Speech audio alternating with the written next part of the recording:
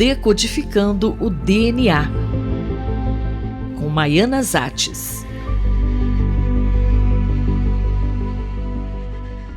Professora, vamos ao tema da coluna de hoje. Então, hoje eu vou falar de riscos poligênicos e medicina de precisão. A medicina do futuro, ou medicina de precisão, fala muito em riscos poligênicos. Só recordando, eu estou falando da medicina P4, preditiva, preventiva, personalizada e participativa.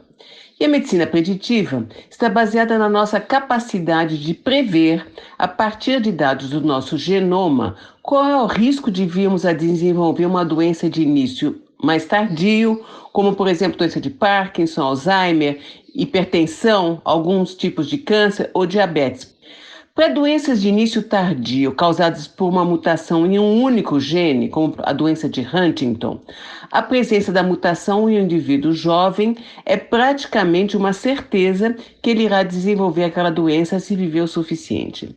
Mas as doenças mais comuns geralmente dependem de uma interação de vários genes, cada um com efeito pequeno, e o ambiente. São chamadas doenças complexas.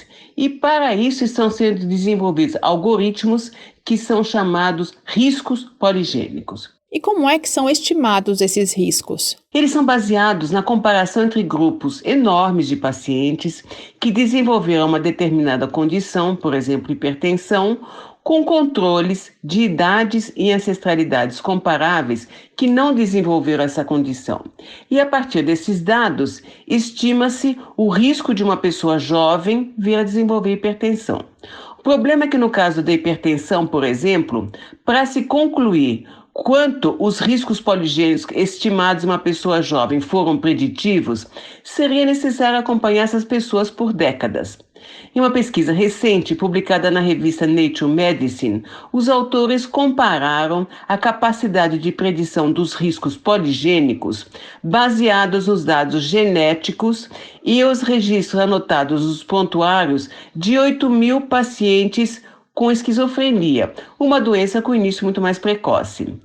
E os autores da pesquisa questionam o uso dos riscos poligênicos no mundo real, em situações clínicas, e sugerem que os registros anotados pelos médicos continuam sendo uma fonte importantíssima de informações preditivas. Então, só recordando, a esquizofrenia é uma doença mental que afeta cerca de 20 milhões de indivíduos ao redor do mundo. E ela altera o modo de pensar, agir e perceber a realidade. E alguns pacientes respondem bem ao tratamento, enquanto outros não. Então, de acordo com o Dr. Alexander Charney, que coordenou essa pesquisa, a grande dúvida para quem diagnostica e trata esses pacientes é se a sua condição vai piorar ou melhorar.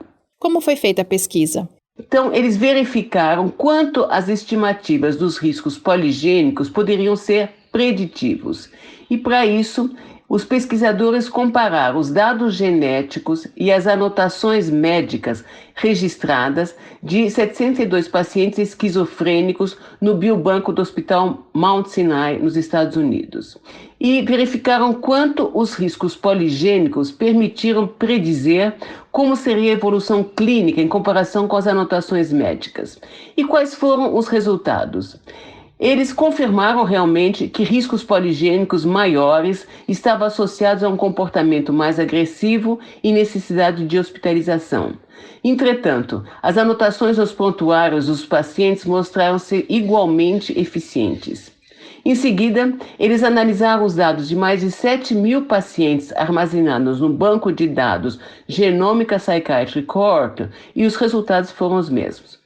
Resumo da ópera. Os autores da pesquisa sugerem que a análise das variantes genéticas responsáveis pelos riscos poligênicos foram muito eficientes para determinar certos dados, como a ancestralidade dos pacientes. Mas prontuários com detalhes clínicos detalhados continuam sendo muito importantes e podem conter informações tão valiosas como as estimativas algorítmicas que estão tão em moda. A professora Maiana Zates conversou comigo, Fabiana Maris. Decodificando o DNA, com Maiana Zates.